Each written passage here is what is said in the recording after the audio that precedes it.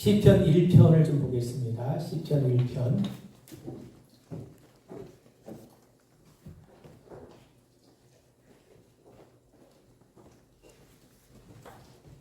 시편 1편 1절과 2절을 읽습니다. 복 있는 사람은 악인들의 꾀를 따르지 아니하며 죄인들의 길에 서지 아니하며 오만한 자들의 자리에 앉지 아니하고 오직 여호와의 율법을 즐거워하여 그의 율법을 주야로 묵상하는도다. 아멘. 예, 할렐루야. 시편의 말씀은 복 있는 사람은 하나님의 말씀을 즐거워하고 묵상하는 자라고 말씀합니다. 그 묵상한다는 말은 우리가 보통 명상한다, 생각한다 그런 차원이 아니라, 여러분 강아지에게 그 뼈다구 하나 던져주면 그 뼈다구를 이게 잘근잘근 씹으면서 뼛속에 있는 것들을 다 빼먹어요. 그런 것처럼 우리가 사고를 끓일 때도 그냥 한두 시간 끓이는 게 아니라 푹 우러나게 계속 끓이지 않습니까? 그게 바로 묵상하다는 말의 뜻입니다. 그러니까 묵상은 단순히 생각하고 그냥 한번 이렇게 한번 살펴보고 그런 차원이 아니라 끊임없이 그걸 생각하고 끊임없이 그거를 붙드는 겁니다. 자, 여러분, 우리가 이제 그 홍수 이야기까지를 했어요. 이제 앞으로 우리가 이제 한 3장에 걸쳐서 그 창세기서부터 요한계시록까지 이 성경의 중요한 내용들을 좀 이렇게 짤대고 살펴보려고 하는데, 자, 많은 사람들이 사실 성경을 별로 좋아하지 않습니다. 옛날에 볼테르라고 하는 이 그 회의론자가 있었는데, 이 사람은 100년 안에 성경은 이 인류 역사에서 사라질 거다라고 호언장담했어요. 근데 그 사람이 죽은 지 150년이 지난 다음에 그 볼테르의 집에 뭐가 세워졌냐면 영국 성서공회가 세워졌습니다. 굉장히 아이러니한 일이죠. 자, 많은 사람들이 이 18세기 계몽주의 시대를 이후를 넘어오면서 많은 사람이 성경을 믿는 것보다, 성경을 신뢰하기보다는 과학을 더 많이 신뢰합니다. 이 과학적인 것으로 비춰보니까 성경에 이해되지 않는 말들이 너무 많다는 거예요. 그렇기 때문에 사람들은 과학을 신봉하는 것으로 이 성경의 가치와 권위를 떨어뜨려 버립니다. 근데 사실 그렇지 않아요. 우리가 전에 또 말씀드렸던 것처럼 하나님께서 우리에게 말씀을 주셨고, 그리고 이 세상을 지으신 분도 하나님 아닙니까? 그런데 만약 하나님이 여러분 어린 아이에게, 이제 초등학교 1학년 들어간 아이에게 너 그 앞으로 인생을 살려면 수학을 잘해야 된다 그러면서 인수분해도 가르치고 로그함수도 가르치고 그리고 또 뭐 삼각함수도 가르치고 자기도 모르는 걸 이렇게 가르치면 애가 그걸 받아들일 수 있습니까? 이해를 못해요. 그 어린 아이에게는요, 숫자 가르쳐주고 1, 2, 3, 4 가르쳐주고 거기서부터 시작이 되는 겁니다. 그리고 어느 정도 아이가 자라고 나면 그런 것도 이해할 수 있게 되겠죠. 자, 하나님께서 이스라엘 백성들에게 이 말씀을 주실 때에는요, 이스라엘 백성들의 지식이나 어떤 정신적인 수준이나 이런 부분들이 우리 때하고 다르지 않습니까? 그렇기 때문에 하나님께서 그들의 눈높이에 맞게 말씀을 들려주신 거예요. 그리고 현대 많은 과학자들이 하나님을 믿지 않아야 정상인데, 오히려 세계적으로 유명한 과학자들 가운데 오히려 하나님을 신뢰하고 하나님을 의지하고 하나님 앞에 돌아오는 사람들이 많이 있어요. 그런 거 보면 여러분, 과학과 신앙의 세계가 전혀 대립적이 않다는 것을 우리가 알게 됩니다. 제가 아는 아주 유명한 과학자가 있어요. 이 사람은 우리나라에서 꽤 유명한 사람입니다. 세계적인 그런 논문도 몇 편 쓴 사람이에요. 근데 이 사람이 아이를 가졌을 때, 아이를 가져서 너무너무 기뻐해요. 여러분, 우리가 아이가 어떻게 태어나는지 과학적인 지식을 통해서 우리가 알고 있어요.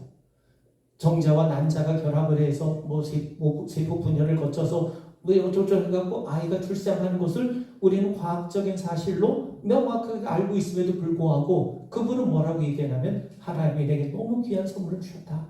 이게 하나님의 은혜다.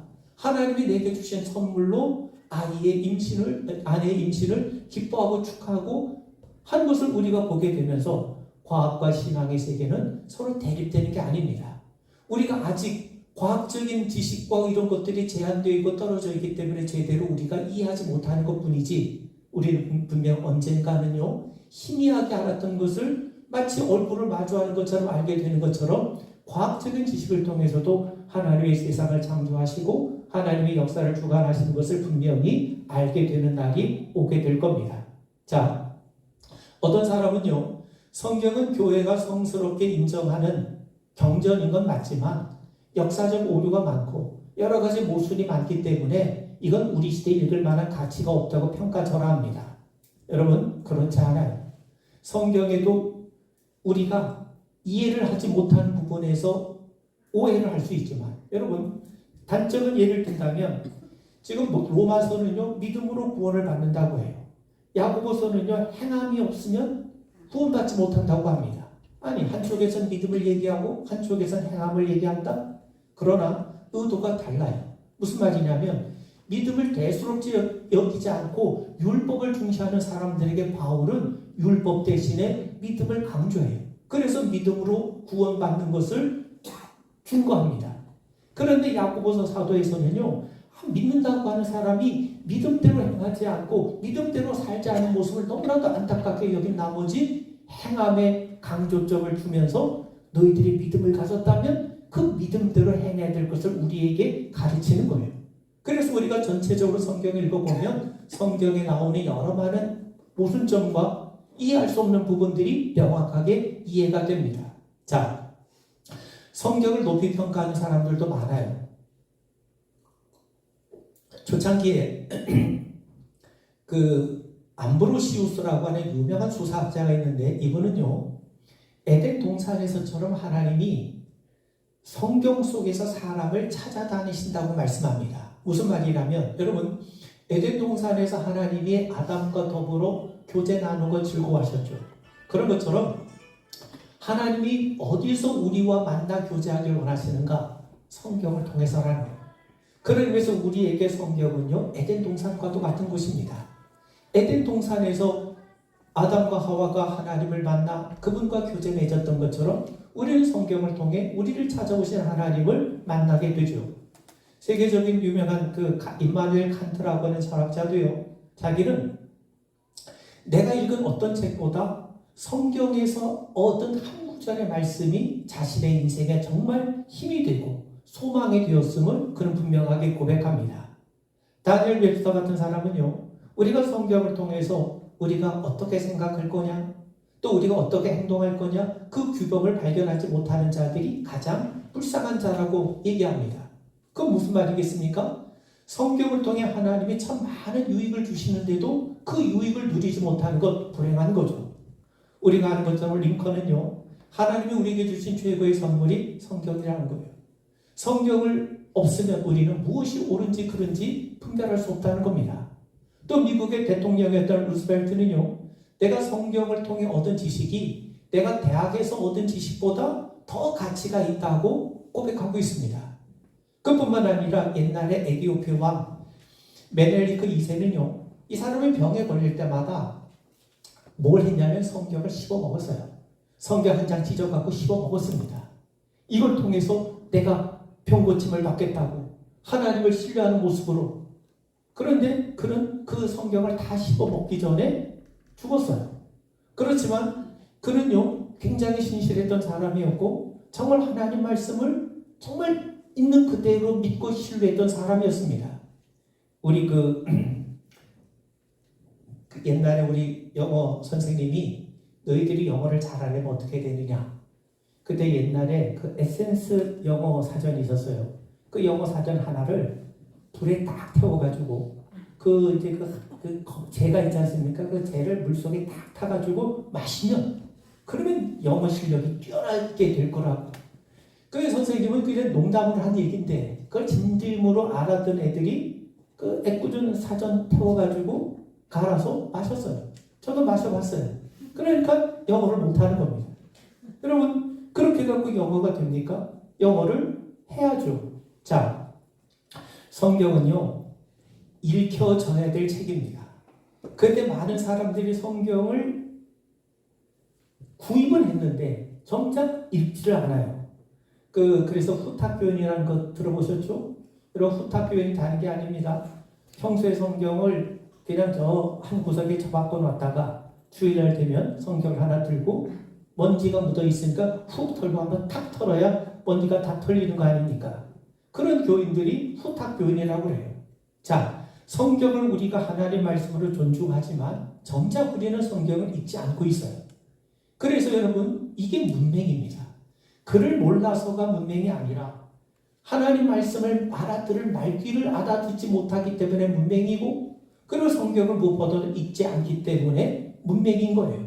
그러면 왜 우리가 읽지 않나? 왜 성경을 읽는다고 마음을 결심을 하면서도 쉽게 포기하는가? 두 가지 종류가 있어요. 두 가지를 생각해 볼 수 있는데, 첫째, 내용이 좀 어렵습니다. 사실 여러분, 성경이 어려워요. 여러분, 예전 100년 전에 우리나라의 우리 조상들이 국한문 혼용체로 쓴 글을 우리가 이해할 수 있는 사람이 거의 없습니다. 우리나라도 100년 전에 쓴 글은요, 이해하기가 대단히 어렵습니다. 여러분, 60년대, 70년대 쓴 이 소설책 읽기가 난해해요. 우리 문체가 아닙니다. 거기는 무슨 현타란 말도 없고, 얼짱이란 말도 없고, 그렇잖아요. 이해하기가 쉽지 않아요. 그런데 2000년 전에 기록된, 우리하고 전혀 다른 문화권에서 기록된 하나님의 말씀 성경을 어찌 우리가 쉽게 이해할 수 있겠습니까? 그러니까 이해가 어려우니까 쉽게 성경을 덮는 경우가 많아요. 그리고 또 한 가지는요, 신앙교육이 얼마나 중요하다는 것을 잘 인식하지 못하면 성경을 읽고 성경을 배우고 이런 부분에 열심을 내기가 쉽지 않습니다. 그런 의미에서 여러분, 우리가 이제 성경을 좀 알아가는 게 중요한데, 사실 모든 것을 단번에 알 수가 없지 않습니까? 근데 여러분, 이렇게 생각해 보세요. 저는 예전에 몰랐는데 어느 순간부터 어떤 책을 읽을 때, 이 사람이 이 책을 쓰기 위해, 나는 한 5시간에 이 책을 다 읽는데 이 사람이 이 책 한 권 쓰기 위해서 1년 이상의 수고를 했다는 생각을 하면 한편으로는 고맙기도 하고 한편으로는 미안하기도 합니다. 그래서 여러분, 책은요, 정가를 주고 사야 됩니다. 빌려서 읽고 안 주려고 하지 마시고 꼭 책을 사셔야 돼요. 왜? 그 책을 쓰기 위해서 얼마나 많은 심혈을 기울였겠습니까? 물론 엉터리 같은 책도 많이 있지만 그래도 좋은 책, 양서는요, 그걸 쓰기 위해서 얼마나 많은 혼신의 힘을 기울였겠습니까? 자, 성경을 읽는 것보다 성경을 쓰는데 훨씬 더 많은 시간이 걸렸겠죠. 그런 거 보면 여러분, 우리가 성경을 쓰는 것보다 성경 읽는 게 시간이 덜 걸려요. 그걸 감사하면서 읽어야 됩니다. 그리고 성경에 기록된 시간은요, 적어도 1500년 이상이에요. 1500년이나 되는 그 오랜 기간 동안 성경이 기록이 됐어요. 그런데 우리는요, 하루에 1시간씩만 읽으면요, 한 석 달이면 성경 한 권 다 읽고도 남습니다. 그런 걸 생각하면 우리는 성경 읽는 것이 오히려 감사한 일이죠. 자, 그러면 성경을 우리가 한마디로 말하면 뭐라고 얘기할 수 있겠는가? 여러분, 주어진 약속과 지켜진 약속입니다. 하나님은 구약 성경에서 우리에게 약속을 주셨어요. 그리고 하나님은 신약 성경을 통해서 우리에게 주신 약속을 지키셨어요. 그런 의미에서 우리가 약속의 관점에서 보면 하나님이 구약 성경을 통해서 우리에게 약속하신 게 있습니다. 그리고 신약 성경을 통해서 그 약속을 이루셨어요. 우리는 그것이 바로 그리스도 예수이심을 압니다. 하나님은 구약 성경을 통해서 그리스도 예수를 우리에게 보내주시겠다 약속하셨고, 신약 성경을 통해서 약속하신 그리스도가 이 땅에 오신 것이 지켜지고 드러날 겁니다. 자, 종교개혁전부터는요, 성경이 살아있다고 합니다. 살아있다는 말은 무슨 말이겠습니까? 성경이 살아있다는 말은요, 성경은 끊임없이 우리에게 뭔가를 말한다는 거예요. 죽어있으면 내게 말을 하지 못하겠죠. 근데 성경은 살아있기 때문에 지금도 내게 뭔가를 말을 해줘요. 그럼 난 어떻게 됩니까? 그 말씀에 귀를 기울여야죠. 또 성경은요, 발을 가지고 있다고 합니다. 발을 가지고 있기 때문에 기어이 나를 쫓아옵니다. 내가 아무리 도망을 쳐도, 내가 정말 요나처럼 요리조리 빼도요, 하나님의 말씀은 끊임없이 우리를 쫓아와요. 그러니까 사실 가장 행복한 사람은요, 먼저 맞는 내가 편한 것처럼 하나님의 말씀이 기어이 나를 쫓아와서 나를 기어이 하나님의 사람으로 만드실 텐데, 우리가 기쁘게 순종하면 즐겁게 우리가 하나님의 사람이 되는 거고, 그렇지 않으면 한 대 얻어맞는 아픔이 있다 하더라도 기어이 하나님께서 우리를 당신의 사람으로 굴복을 시키시고 만들어 가실 겁니다. 자, 그러면 앞서 말씀드린 것처럼 그 1세기경에 1세기 후반에 마르시온이라는 사람이 있었어요. 이 마르시온이라는 사람이 구약을 거부하고, 구약은 예수님과 관계되지 않는, 구약에 나오는 하나님은 잔인한 하나님이고 공포의 하나님이고, 그렇기 때문에 구약을 제거해버리고, 그리고 신약성경 가운데서도 누가복음하고 바울이 쓴 10권의 서신만 성경으로, 경전으로 인정을 합니다. 그래서 이 이단들이 이렇게 성경을 교묘하게 왜곡을 시키니까, 그리고 어느 건 받아들이고 어느 건 제거해버리니까 우리 믿음의 선배들이 이제는 안 되겠다. 우리가 교회가 공식적으로 인정해야 되는, 교회가 공식적으로 받아야 되는, 따라야 되는 하나님의 말씀을 전해야 되겠다 해서 경전화 작업이 이루어지면서 구약 39권, 신약성 27권이 확립이 되게 됩니다. 자, 그런데 여러분, 구약을 무시하는 경향이 많이 있는데, 사실 구약을 무시하면 신약을 알 수가 없어요. 신약은요, 구약이 바탕이 되지 않고는 신약을 이해할 수가 없습니다. 그런 의미에서 여러분, 구약 성경은 신약 성경 못지않게 대단히 중요합니다. 여러분, 우리가 그리스도를 알려면, 그리스도를 배우려면 신약 성경을 통해서만 배우는 게 아니라 구약 성경을 통해서 하나님께서 우리에게 들려주신 여러 많은 말씀을 들어야 우리가 그리스도의 인격, 그리스도의 사역을 알게 되죠. 그런 차원에서 구약은 배경이 돼요. 그리고 그 배경을 통해서 신약 성경이 더 분명하게 우리에게 들려집니다. 자, 구약 성경의 이야기를 한마디로 말하면, 여러분, 구약은요, 한마디로 창조 이야기가 있죠. 인간이 하나님을 배반한 이야기가 있죠. 그래서 죄의 결과로 죄가 관영하는 모습이 있죠. 그리고 하나님께서 이 죄에 대해서 심판하는 모습이 있죠. 그런 가운데 하나님께서 구원을 위해서 아브라함을 선택하시는 장면이 있죠. 그리고 아브라함의 후손이 나중에 하나님의 백성으로 선택을 받게 되죠. 그들에게 하나님이 율법을 주세요. 그리고 이스라엘 역사가 시작이 됩니다. 그리고 이스라엘 주변에 영향을 미치는 여러 많은 다른 나라들의 역사가 있어요. 이 모든 일련의 것들이 우리하고는 무관한 것처럼 보여질지 모르겠습니다만, 이것이 궁극적으로 그리스도께서 오시는 배경이 되고 통로가 됩니다. 그래서 우리가 구약을 이해를 잘하면 우리는 그리스도에 대한 이해가 분명해질 수 있고 신약 성경을 제대로 이해할 수가 있는 겁니다. 그러면 우리는 이제 앞으로 우리가 성경 공부를 같이 하면서 구약 성경을 통해서 우리가 뭘 배워야 되느냐? 3가지입니다. 첫 번째는요, 구약의 역사를 배울 거예요. 구약의 역사를 배우고, 그리고 이 구약 성경 역사 속에 나타나는 하나님의 거룩한 성품이 있어요. 하나님의 거룩하심에 대한 것을 배우게 될 겁니다. 그리고 구약 성경에 하나님이 소망으로 주신 약속이 있어요. 그것이 뭔가 하는 것을 살필 겁니다.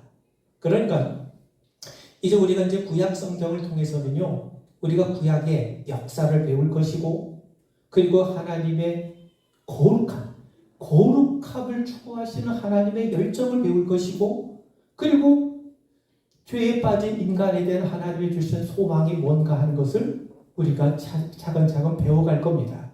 간단하게 먼저 말씀을 드리면, 여러분, 창세기 1장 1절은요, 특별한 역사가 시작되는 지점입니다. 하나님이 태초에 천지를 창조하셨어요. 하나님이 천지를 창조하신 것부터 시작이 됩니다. 그러면 하나님이 천지를 창조하셨다는 이야기가 왜 중요하냐면,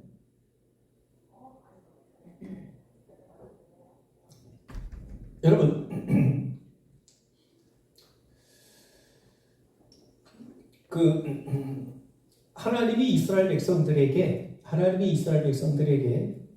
하나님의 모세에게 내가 예전에는 너희 조상들에게는 전능하신 하나님으로 나타냈지만 이제는 내가 너희에게 야훼로 내가 너희들에게 내 자신을 알린다라고 말씀해요.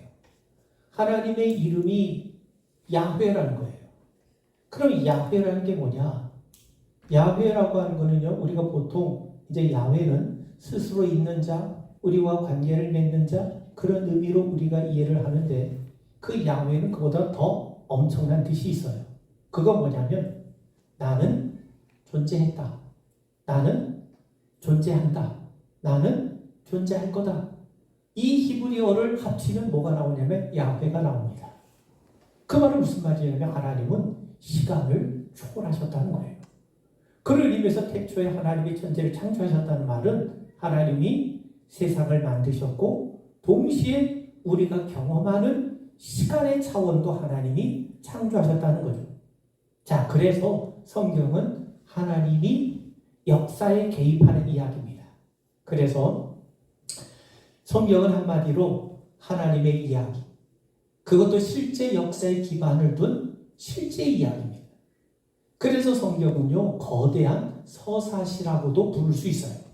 자, 창세기 3장에 보면 인간의 타락의 이야기가 나오죠. 사실 이 인간의 타락의 이야기가 없으면 나머지 성경의 내용이 무의미해집니다. 자, 가인과 아벨의 이야기, 죄의 증가하는 모습, 홍수와 바벨탑 이야기, 그리고 하나님의 한 사람 아브라함을 부르셔서 새로운 시작의 구원의 역사를 펼쳐가신 이야기, 그리고 이스라엘 백성들이 애굽으로 이주하고 또 노예가 되었고 또 여기서 출애굽의 역사가 펼쳐지고 율법을 주시고 가나안 땅을 정복하게 하시고 사사시대 왕국의 시대를 거쳐서 성전을 건축하게 하시고 남북 분열이 이루어지고 멸망하고 바벨론 포로로 끌려가고 다시 재건되는 것. 이게 바로 뭐냐? 이게 바로 구원의 역사 아닙니까? 이게 구약 성경의 역사예요. 이거를 우리가 이제 앞으로 살피겠습니다. 여러분, 우리가 하는 것처럼 창세기, 출애굽기, 레위기, 민수기, 신명기를 율법서라고 해요. 토라라고 해요. 토라는 우리가 생각하는 것처럼 그저 단순히 법 그런 의미가 아니라 하나님의 가르침이라는 뜻입니다. 그래서 율법의 의미는 단지 법에 대한 얘기가 아니라 하나님의 가르침, 하나님이 우리에게 원하시는 게 뭐냐, 그걸 알려주는 것이 율법서예요. 여호수아서부터 여호수아, 사무엘 상하 해서 쭉 에스더까지 역사서라고 얘기합니다. 이스라엘의 역사를 기록하고 있죠. 욥기, 시편, 잠언, 전도서, 아가서는요, 성문서라고 하는데 하나님 백성의 개인적인 경험에 더 큰 초점을 맞추고 있어요. 그리고 나머지 이사야부터 시작해서 말라기까지를 예언서라고 합니다. 예언서는 한마디로 말하면 이스라엘 백성들의 역사에 대해서 하나님이 어떻게 평가하시느냐, 그 하나님의 평가가 기록된 것이 예언서입니다. 자, 그런 의미에서 구약은 하나님이 누구신지, 하나님이 당신의 백성들에게 무슨 일을 하셨는지, 그들을 어떻게 다루셨는지, 그리고 이스라엘 백성은 하나님 앞에 어떻게 반응했는지, 그들의 역사를 우리가 앞으로 계속해서 살필 겁니다. 창세기에서부터 시작해서 이제 쭉 우리가 이제 앞으로 이제 책을 한 권씩 이렇게 풀어가면서, 물론 깊이 있는 걸 다 할 수는 없지만 한 3년의 과정을 거쳐서 우리가 한번 창세기에서부터 요한계시록까지 그 내용을 한번 쭉 일별해 볼 텐데, 우리는 이런 과정을 통해서, 구약을 통해서 하나님이 택한 이스라엘 백성들의 역사가 어떻게 펼쳐지는가, 우리가 그런 과정을 통해서 우리가 좀 재미있는 몇 가지 에피소드 같은 이야기도 함께 곁들이면서 여러분들과 함께 말씀을 나눠보도록 하겠습니다. 자, 우리 기도하시겠습니다. 우리는 성경이 하나님의 말씀이라고 믿고 고백하면서도 정작 하나님 말씀에 대해서 무관심했던 것을 용서하시고 이제 하나님 말씀에 우리에게 활짝 열려져서 하나님이 우리에게 주신 말씀을 듣게 하시고 깨닫게 하시옵소서. 우리 모든 성도들이 하나님의 말씀을 듣고 가까이 하면서 그 말씀을 통해서 살아계신 하나님, 우리 주 그리스도 예수님을 우리가 온전히 만나는 기쁨을 누리게 하시고 뿐만 아니라 성령의 도우심과 인도를 받는 주의 백성 되게 하옵소서. 말씀이 언제나 우리들의 인생의 등불이 되게 하시고 말씀이 언제나 우리들의 길동무가 되게 하옵소서. 예수님 이름 받들어 간절히 기도하옵나이다. 아멘.